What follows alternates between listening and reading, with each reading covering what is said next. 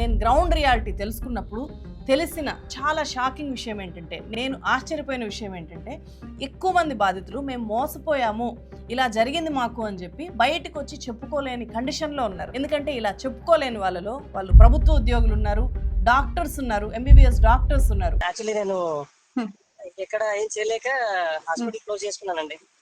క్లోజా hospital? నేను కూడా అంటే హాస్పిటల్ క్లోజ్ చేసుకుని వేరే చోట వెళ్ళిపోయా. ఇంకా సరే కొంచెం స్టేబుల్ అవుదాంలే అంటే ఈజీగా మా శాలరీలో చూసేసి ఇచ్చేస్తారు. అవును. ఇక సర్లే, మరి దగ్గర వాడు ఉన్నాడు కదా, దూరం వాళ్ళు మోసం అయినా కానీ ఇంటి కనబడతాడు కదా, చుట్టమే కదా అనే ఉద్దేశంతో పెట్టేసాం మేము. అదో 50 lakhs దాకా ఇచ్చా. 50యా మొత్తం?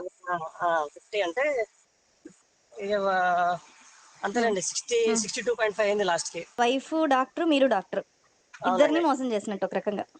ఇద్దరిని మోసం చేసినట్టే, దాంట్లో ఏం లేదండి. నిర్మోహమాటంగా మేము ఇవన్నీ చెప్పుకోలేక బజార్లో అందరూ మమ్మల్ని అడుగుతూ ఉంటారనే ఉద్దేశంతో ఆ ప్లేస్ ఖాళీ చేసాం ఫస్ట్ ఆఫ్ ఆల్. టీచర్లు ఉన్నారు. చివరికి ఇట్లాంటి కేసుల్ని విచారణ చేయాల్సిన ఎస్ఐలు, కానిస్టేబుల్ కూడా ఉన్నారు. ఎస్, ఇది వాస్తవం. ఎంత పెట్టారు మొత్తం?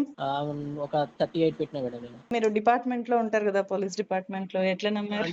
ఫస్ట్ ఈ అన్ని జరుగుతాయని మనకు తెలుసు, కానీ ఈ ఊరోళ్ళు అందరు బాగా దానికి అట్రాక్ట్ అయ్యి హెవీగా వీళ్ళు మనకంటే ఎక్కువ ఫ్రీడమ్ లో వెళ్ళిపోయారు కదా, ఇంకా వాళ్ళని చూసి మేము కూడా టెంప్ట్ అయిపడే వేసినాం దాంట్లో. ఇంత పెద్ద ఇష్యూ కేవలం సుబ్బారావు వర్సెస్ మంగ్లీ వ్యవహారంగా చూడడం అనేది మొత్తం మీడియా సిగ్గుపడాల్సిన విషయం. ఈ ఇన్వెస్టిగేషన్ రిపోర్ట్లో భాగంగా నేను చాలా మంది బాధితులతో మాట్లాడాను, వాళ్ళ వాయిస్ రికార్డ్ చేశాను. జరిగిన మోసం నుంచి తేరుకోలేక, నష్టాన్ని భరించలేక ఇప్పటిదాకా బాధితుల్లో 7 చనిపోయారు. ఈ 7లో వీళ్ళ దగ్గర ఏజెంట్లుగా చేరి వసూలు చేసిన వాళ్ళు ఉన్నారు, అలాగే నష్టాన్ని భరించలేక గుండె ఆగిపోయి చనిపోయిన వాళ్ళు ఉన్నారు. ఈ ఇయర్ ఎండుకు వరకు 200 మంది చనిపోతారు. ఒక హనుమాన్ నాయక్ అని పుట్టమంటి తండ, వాడు నాతో వచ్చి, అన్న ఈ పురుగుల మందు తాగితే 100 రూపాయలు వేస్ట్ అవుతుంది, తీగ పట్టుకొని చచ్చిపోతా అంటాడు.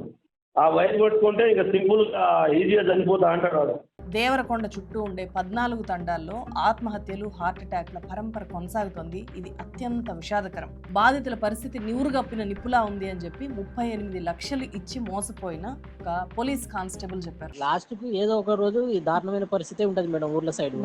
అయ్యో, ఇదంతా చంపుకోవడం, నరకడాలు కిందకే వస్తుంది. అప్పుడు లాండ్ రాడ్ ఏమవుతుందో ఏదో చూడాలి అప్పుడు.